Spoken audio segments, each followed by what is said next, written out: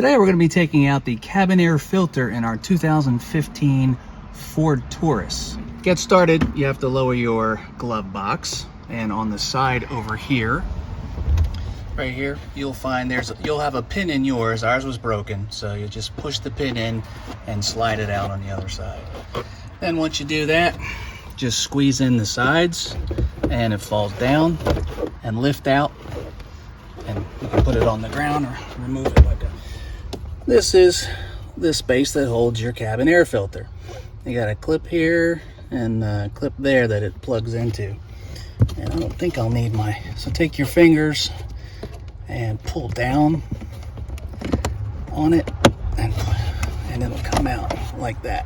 So once you get one side, you can get the other side out.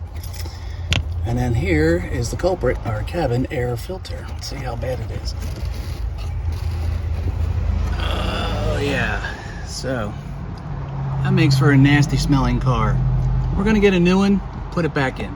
We have our new cabin air filter. We went to AutoZone, and this one is CAF 1885P. Okay, so the airflow arrow says it's down. So the airflow goes this way and then into your blower. So airflow is going to go down like that. We'll just start at the top.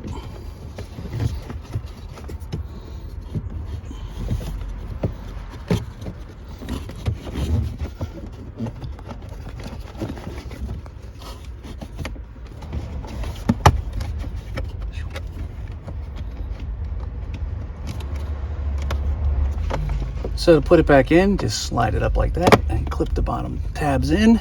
There you go, just like that. Grab your glove box. 1, 2, 3, 4 clips. Line them up and they lock right on, and you can press in. Might make a little noise. And that is how you change your cabin air filter on your 2015 Ford Taurus. If this video helped you, please click like and subscribe to our channel so we can show you how to make more fixes to your cars. Thanks for watching.